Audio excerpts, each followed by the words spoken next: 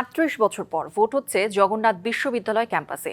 এটা কেন্দ্রীয় ছাত্র সংসদ জোকসুর প্রথম নির্বাচন। বিশ্ববিদ্যালয় হিসেবে যাত্রার 2 দশক পর এটি প্রথম নির্বাচন। উৎসবমুখর পরিবেশ বিরাজ করছে ক্যাম্পাসে। সকাল 9টা থেকে ভোট গ্রহণ শুরু হয়, চলবে বেলা 3টা পর্যন্ত। 5টি ভবনে মোট 39টি কেন্দ্রে বসানো হয়েছে 178টি বুথ। জোকসু নির্বাচনে 21টি পদের জন্য 4টি প্যানেল এবং স্বতন্ত্র প্রার্থী মিলিয়ে প্রতিদ্বন্দ্বিতা করছেন 157 জন। এর মধ্যে 17 জন নারী প্রার্থী। সর্বশেষ 1987 সালে জগন্নাথ কলেজ থাকাকালে ছাত্র সংসদ নির্বাচন হয়েছিল।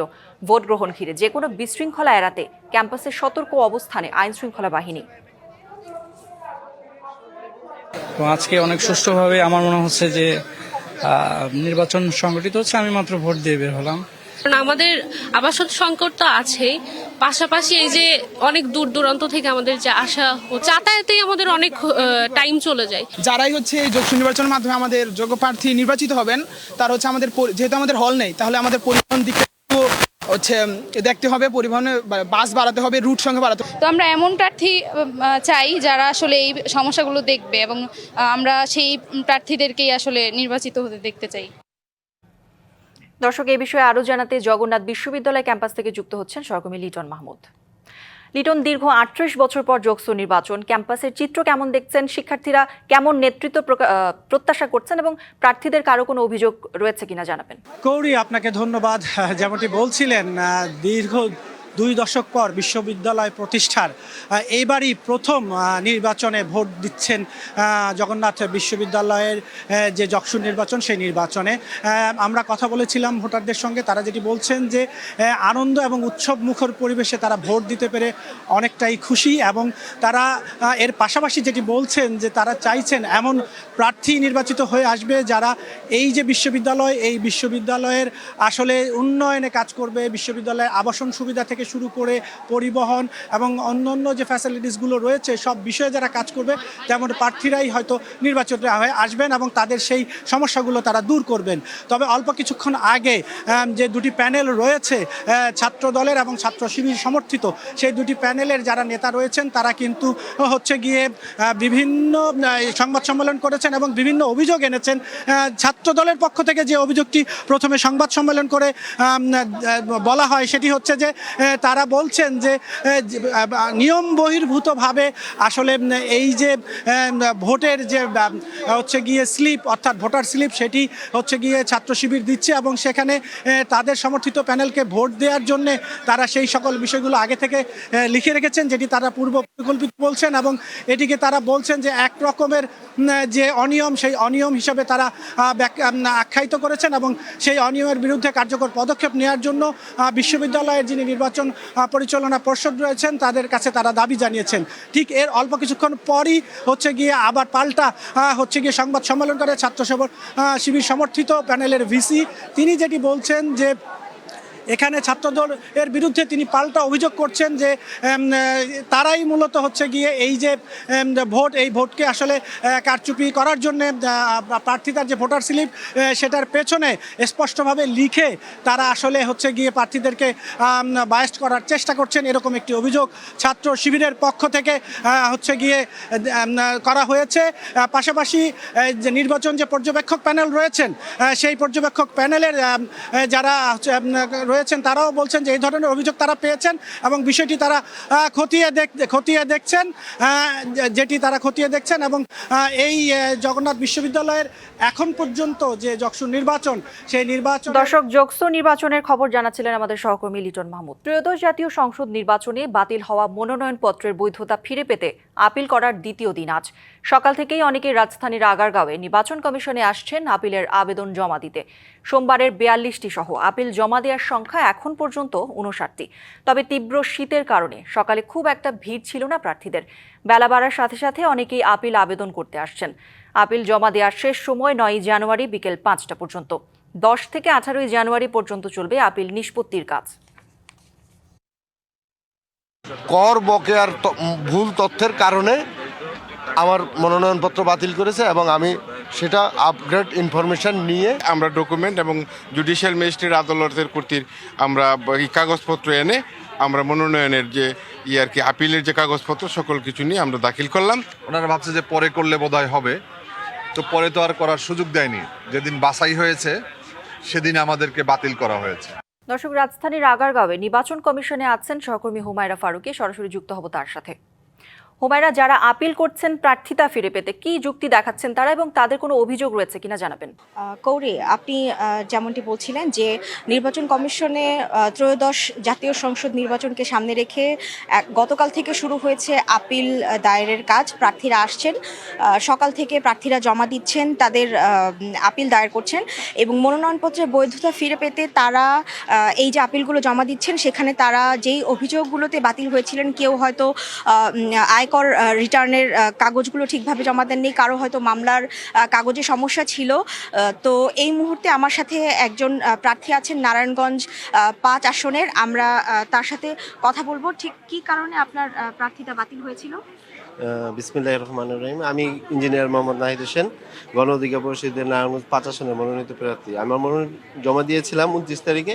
তো আমার আয়ের উৎস এবং স্থাবর অস্থাবর সম্পত্তির যে আয়ের বিবরণীটা, এটা 10B নামের একটা টিনের থাকে, ফর্ম থাকে। ওইখান থেকে আমাদের আইনজীবী ওই হলফনামাতে উল্লেখ করতে ভুলে গেছেন, যার কারণে ওই একটু মিস্টেকের কারণে আমার বৈধতা বাতিল হয়েছে। এটার বিপক্ষে আজকে আমি আপিল করতে আসছি ইনশাল্লাহ।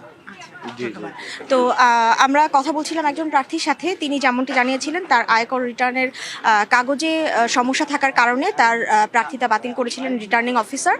তবে তিনি আজকে আপিল জমা দিচ্ছেন এবং এখানে বেশ কয়েকজন প্রার্থী আমি পেয়েছি, তাদের সাথে কথা বলেছি। তারা কিন্তু কিছু অভিযোগ করেছিলেন, যেমন আইনশৃঙ্খলা পরিস্থিতি নিয়ে দু একজন বেশ ক্ষোভ প্রকাশ করছিলেন। তারা বলছিলেন যে হেভিওয়েট প্রার্থীদেরকে মাঠে বেশ সহযোগিতা করা হচ্ছে সব দিক থেকে, তারা বঞ্চিত হচ্ছেন। তো এরকম বিভিন্ন ধরনের অভিযোগ তারা করেছেন। আর আপনি জানেন যে আজ সকাল থেকে এখন পর্যন্ত মোট 17টি আপিল জমা পড়েছে এবং এই 17টি গতকালকে পড়েছিল মোট 42টি এবং আজ সকাল থেকে আবার শুরু হয়েছে। কিন্তু শীতের তীব্রতার কারণে এখনও হয়তো প্রার্থীরা পুরোপুরি ওইভাবে ভিড় এখানে করছেন না। তবে বেলা বাড়ার সঙ্গে সঙ্গে প্রার্থীদের ভিড় এখানে বাড়তে শুরু করবে এবং 9ই জানুয়ারি পর্যন্ত কিন্তু বিকেল 5টা পর্যন্ত এখানে আপিল দায়ের করা যাবে এবং নিষ্পত্তির কাজ শুরু হবে 10ই জানুয়ারি থেকে 18ই জানুয়ারি পর্যন্ত। জি হুমায়রা, ধন্যবাদ আপনাকে। জাপানের পশ্চিমাঞ্চলের চুগোকু অঞ্চলে আঘাত এনেছে 6.2 মাত্রার ভূমিকম্প। স্থানীয় সময় মঙ্গলবার সকাল 10:15টার দিকে কম্পন অনুভূত হয়। এর পরপরই একাধিক শক্তিশালী আফটার শক অনুভূত হয়। প্রথম ভূমিকম্পটির কেন্দ্রস্থল ছিল শিমানে প্রিফেকচারের পূর্বাঞ্চলে, তবে সুনামির কোনো আশঙ্কা নেই বলে জানানো হয়েছে। চুগোকু ইলেকট্রিক পাওয়ার জানিয়েছে পারমাণবিক বিদ্যুৎ কেন্দ্রে স্বাভাবিকভাবেই কার্যক্রম চলছে। ভূমিকম্পের পর কোনো ধরনের অনিয়ম দেখা যায়নি বলে জানিয়েছে জাপানের নিউক্লিয়ার রেগুলেশন অথরিটিও। তবে শিন ওসাকা থেকে হাকাতা পর্যন্ত শিনকানসেন বুলেট ট্রেন চলাচল সাময়িকভাবে স্থগিত করা হয়। ফেব্রুয়ারিতে ত্রয়োদশ জাতীয় সংসদ নির্বাচন। সারা দেশ প্রস্তুত হচ্ছে একটি অবাধ, সুষ্ঠু ও গ্রহণযোগ্য নির্বাচনের জন্য। কি ভাবছেন সাধারণ মানুষ থেকে শুরু করে আগামীর জনপ্রতিনিধিরা? সে কথা জানাতে ডিবিসি নিউজের ইলেকশন এক্সপ্রেস ছুটে যাচ্ছে সব সংসদীয় আসনে। এখন রয়েছে সংসদীয় আসন 221 শরীয়তপুর 1-এ। স্বাগত জানাচ্ছি সিএসআরএম ডিবিসি ইলেকশন এক্সপ্রেসে। আমার সঙ্গে এই মুহূর্তে যুক্ত আছেন শরীয়তপুর 1 আসনের বাংলাদেশের জামাতে ইসলামের যিনি মনোনীত প্রার্থী, তার কাছে জানবো আগামী নির্বাচনে কি ভাবছেন বা কি ধরনের প্রস্তুতি তিনি রেখেছেন। স্বাগত আপনাকে সিএসআরএম ডিবিসি ইলেকশন এক্সপ্রেসে। জামাত থেকে আপনি এখান থেকে মনোনীত প্রার্থী বা আপনি ভোট যুদ্ধে লড়াই করবেন, কতটা চ্যালেঞ্জ হতে পারে? বিএনপি রয়েছে, আরও অন্যান্য রাজনৈতিক দল রয়েছে, কতটা চ্যালেঞ্জ হতে পারে? আসলে নির্বাচন একটি প্রতিযোগিতা এবং আমি মনে করি এটি চ্যালেঞ্জ নয়। আমরা সকলে মিলে সুন্দরভাবে এই প্রতিযোগিতা অংশগ্রহণ করব এবং একটি সুষ্ঠু সুন্দর অংশগ্রহণমূলক নির্বাচনের মধ্য দিয়ে আমরা এই প্রতিযোগিতায় উত্তীর্ণ হব ইনশাআল্লাহ। কি ধরনের প্রতিশ্রুতি আপনি নিয়ে যাচ্ছেন? সাধারণ মানুষের দোরগোড়া যাচ্ছেন যে দাঁড়িপাল্লাকে বেছে নেবে মানুষ। এখানে আমরা শরীয়তপুরের যে অসুবিধাগুলো রয়েছে এবং মানুষের যে প্রত্যাশা রয়েছে সেই প্রত্যাশাগুলোকে আমরা অগ্রাধিকার দিচ্ছি। আমাদের অগ্রাধিকারের মধ্যে প্রথমেই রয়েছে শিক্ষা। দেশের বিপুল তরুণ জনগোষ্ঠীকে মানসম্মত শিক্ষার ব্যবস্থা করা। এখানে বিশ্ববিদ্যালয় নেই, উচ্চশিক্ষার সুযোগ সীমিত। এই বিষয়গুলোকে আমরা প্রথম গুরুত্ব দিব। আমাদের দ্বিতীয় প্রায়োরিটি হচ্ছে কর্মসংস্থান। এই ক্ষেত্রে আমাদের সুনির্দিষ্ট পরিকল্পনা রয়েছে যে এখানে একটি শিল্পাঞ্চল গড়ে তোলা, বিশেষ করে জাজির অঞ্চলে, এবং সেই সুযোগ সম্ভাবনা রয়েছে। পদ্মা সেতু এবং পদ্মার পারে একটা বন্দর করার সুযোগ রয়েছে। এই সুযোগগুলোকে কাজে লাগিয়ে এখানে শিল্পায়নের ব্যবস্থা করলে অসংখ্য মানুষের কর্মসংস্থান হবে। এটা আমাদের সেকেন্ড প্রায়োরিটি। থার্ড প্রায়োরিটি হচ্ছে অবকাঠামোগত উন্নয়ন। আমরা পদ্মা সেতু হওয়ার পরেও এর সুবিধা কিন্তু শরীয়তপুরের মানুষ যথাযথভাবে পাচ্ছে না। এই সুবিধা নিশ্চিত করার জন্য সাস্টেইনেবল ডেভেলপমেন্টের দিকে আমরা গুরুত্ব দিব। টেকসই উন্নয়নের ব্যবস্থা করা, যাতে করে অবকাঠামো স্থায়ী উন্নতি হয় এবং এখানে যাতায়াত ব্যবস্থা উন্নত হলে এখানে শিল্পায়নের সুযোগ সম্প্রসারিত হবে, ব্যবসা বাণিজ্যের সুযোগ সম্প্রসারিত হবে। সেই বিষয়গুলোকে আমরা 3 নম্বর প্রায়োরিটিতে রাখছি। চতুর্থ প্রায়োরিটিতে আমাদের রয়েছে স্বাস্থ্যসেবা।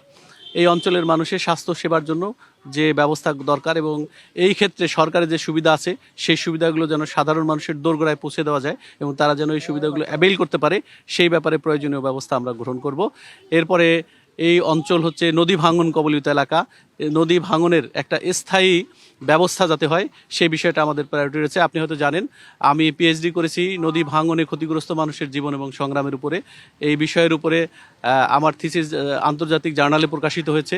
আমি চাইব এই বিষয়টাকে গুরুত্বের সাথে দেখতে এবং মানুষের দুর্ভোগ লাঘব করার জন্য। এইগুলো হচ্ছে আমাদের কি নিয়ে ব্যস্ততার সময় ব্যস্ততা পার করছেন আপনি, মানে মানুষের দোরগোড়ায় যাচ্ছেন, কি বলছে আসলে জামাতকে ভোট দেবে কিনা? মানুষ পরিবর্তন চায়, পরিবর্তনের প্রতিশ্রুতি নিয়েই 24-এ দেশের একটি পরিবর্তন এসছে এবং এই পরিবর্তন দীর্ঘস্থায়ী হোক এবং এই পরিবর্তনের মধ্য দিয়ে মানুষের জীবন যাত্রায় এবং সমাজ এবং আমাদের সামাজিক ব্যবস্থাপনায় পরিবর্তন আসুক, এই প্রত্যাশা মানুষের রয়েছে। এবং মানুষ এখন আকাঙ্ক্ষা করে যে গত 53 বছরে আমরা বিভিন্ন রাজনৈতিক দলকে নির্বাচিত করেছি, এই বছর জামাতের প্রতি মানুষের এক ধরনের আকর্ষণ তৈরি হয়েছে, আস্থা তৈরি হয়েছে এবং মানুষ মনে করে তারা আসলে দেশের মানুষের কল্যাণ হবে এবং তাদের দ্বারা মানুষের ক্ষতি হবে না। মা বোনরা কি বলছেন? যাচ্ছেন তো, স্বাধীনতা ক্ষুণ্ণ হবে এরকম একটা ভুল ধারণা তাদের মধ্যে আছে জামাতকে ভোট দিলে, সেটা আসলে কতটাই? আর ধন্যবাদ, আপনি কি চমৎকার প্রশ্ন করেছেন। এই ধারণাগুলো আসলে তাদের কাছে খুব বেশি গ্রহণযোগ্য মনে হয়নি, কারণ আমরা কখনোই ধর্মীয় বিধানগুলোকে মানুষের উপরে চাপিয়ে দেওয়ার দৃষ্টিভঙ্গি পোষণ করি না, আর ধর্মেও চাপিয়ে দেওয়ার কোনো দৃষ্টিভঙ্গি নেই। আমরা চাই মানুষ তার স্বাধীনভাবে সে তার ধর্ম কর্ম সকল কাজ পালন করবে এবং সেখানে যে বিধানগুলো প্রয়োজনীয় সেগুলোর ব্যাপারে মানুষকে উৎসাহিত করা হবে। কিন্তু ইসলাম মানুষের জন্য কষ্টকর হবে বিষয়টা এরকম নয়, ইসলাম মানুষের জন্য কল্যাণকর হবে, এইটাই হচ্ছে বিষয়। অসংখ্য ধন্যবাদ আমাদের সঙ্গে আপনি এতক্ষণ যুক্ত ছিলেন। পরবর্তী সংবাদ দুপুর 2টায় থাকছে ভিন্ন কোনো রাজনৈতিক দলের মনোনীত প্রার্থীরা আগামী নির্বাচনে কি ভাবছেন, কি ধরনের প্রস্তুতি রেখেছেন সেসব বিষয়। সঙ্গে থাকুন CSRM ডিবিসি ইলেকশন এক্সপ্রেসের। এই মৌসুমের রেকর্ড সর্বনিম্ন তাপমাত্রা রাজশাহীতে। তাপমাত্রা নেমে এসেছে 7 ডিগ্রি সেলসিয়াসে। বাতাসের আর্দ্রতা ছিল 100%। মাঝারি শৈত্যপ্রবাহ বইছে রাজশাহী, পাবনা ও চুয়াডাঙ্গায়। পৌষের হাড় কাঁপানো শীতে বিপর্যস্ত হয়ে পড়েছে রাজশাহীর জনজীবন। ঘন কুয়াশায় ঢাকা পড়েছে রাস্তাঘাট ও প্রকৃতি। চুয়াডাঙ্গায় সর্বনিম্ন তাপমাত্রা রেকর্ড করা হয়েছে 7.5 ডিগ্রি সেলসিয়াস। গত দুদিন সূর্যের দেখা মেলেনি। হিম বাতাস ও ঘন কুয়াশার কারণে শীতের তীব্রতা বেড়েছে কয়েক গুণ। খুব প্রয়োজন ছাড়া মানুষ ঘর থেকে বের হচ্ছেন না। ডায়রিয়া আক্রান্তের সংখ্যা আশঙ্কাজনক হারে বাড়ছে এই জেলায়। শয্যার সংকটে অনেক রোগীকে মেঝেতে চিকিৎসা নিতে হচ্ছে। চাপ সামলাতে হিমশিম চিকিৎসক ও নার্সরা। মৃদু শৈত্যপ্রবাহ চলছে পঞ্চগড়ে। সর্বনিম্ন তাপমাত্রা 8.6 ডিগ্রি রেকর্ড করা হয়েছে। এমন অবস্থা হচ্ছে যে ভ্যান চালাতে পারছিনি, হ্যান্ডেল ধরতে পারছিনি, ঘাত প্রচুর কাঁপছে আমাদের। 2 দিন থেকে হিমেল হাওয়া শুরু হয়েছে, প্রচণ্ড শীত। সকাল এবং সন্ধ্যার পর থেকে কুয়াশা নেমে আসছে। যুক্তরাজ্যে আনুষ্ঠানিকভাবে যাত্রা শুরু করেছে ফিলিস্তিন রাষ্ট্রের দূতাবাস। স্থানীয় সময় সোমবার এর উদ্বোধন করেন ব্রিটেনে নিযুক্ত ফিলিস্তিনি রাষ্ট্রদূত হুসাম জুমলট। পূর্বের যুক্তরাজ্যে ফিলিস্তিনি মিশন ভবনেই জুমলট স্টেট অব প্যালেস্টাইনের নতুন দূতাবাসের ফলক উন্মোচন করা হয়। গত বছর আরেকটি অনুষ্ঠানের মাধ্যমে সেখানে ফিলিস্তিনি পতাকা উত্তোলনের মাধ্যমে ফিলিস্তিন রাষ্ট্রের স্বীকৃতি উদযাপন করা হয়। রাষ্ট্রদূত হুসাম জুমলট বলেন, নতুন এই দূতাবাস কেবল নাম পরিবর্তন নয়, বরং দিক নির্দেশনারও পরিবর্তন। 2025 সালের সেপ্টেম্বরে ব্রিটেন ফিলিস্তিন রাষ্ট্রকে স্বীকৃতি দেয়। নিউ ইয়র্কের আদালতের কাঠগড়ায় দাঁড়িয়ে নিজেকে ভেনেজুয়েলার প্রেসিডেন্ট বলে দাবি করে নিকোলাস মাদুরো বলেছেন তিনি নির্দোষ, তাকে ধরে আনা হয়েছে। তবে এখনই মাদুরো ও তার স্ত্রী জামিন চাইবেন না। এদিকে ভেনেজুয়েলার অন্তর্বর্তী প্রেসিডেন্ট হিসেবে শপথ নিয়ে দেশের শান্তি ও অর্থনৈতিক স্থিতিশীলতা বজায় রাখার অঙ্গীকার করেছেন ডেলসি রদ্রিগেজ। সোমবার কড়া নিরাপত্তায় নিউ ইয়র্কের ম্যানহাটন আদালতে হাজির করা হয় নিকোলাস মাদুরোকে। ভেতরে ঢুকেই তিনি বলেন তাকে অপহরণ করা হয়েছে। প্রবেশের কয়েক মিনিট পরেই বিচারক কার্যক্রম শুরু করার জন্য মাদুরোর পরিচয় নিশ্চিত করতে বলেন। 40 মিনিটের শুনানিতে নিকোলাস মাদুরো ও তার স্ত্রী সিলিয়া ফ্লোরেন্স মাদক ও অস্ত্র সংক্রান্ত অভিযোগ অস্বীকার করেন। মাদুরো দাবি করেন তিনি এখনও ভেনেজুয়েলার প্রেসিডেন্ট। শুনানির শেষ ভাগে জটিল আইনি লড়াইয়ের আশঙ্কা করে মাদুরোর আইনজীবী জানান, এখনই জামিনের আবেদন করছেন না মাদুরো। পরবর্তী শুনানি হবে আগামী 17 মার্চ। মাদুরোর মুক্তির দাবিসহ নানা স্লোগানে আদালতের বাইরে বিক্ষোভ করেন তার সমর্থকরা। এদিকে ভেনেজুয়েলার অন্তর্বর্তী প্রেসিডেন্ট হিসেবে শপথ নিয়েছেন ডেলসি রদ্রিগেজ।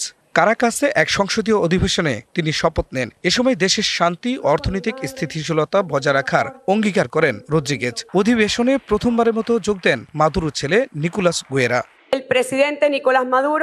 আমি ভেনেজুয়েলার সাংবিধানিক প্রেসিডেন্ট হিসেবে শপথ গ্রহণ করতে এসেছি। যুক্তরাষ্ট্রের অবৈধ সামরিক আগ্রাসনে ভেনেজুয়েলার জনগণ যে কষ্ট ভোগ করছে সেই বেদনা নিয়ে আমি এসেছি।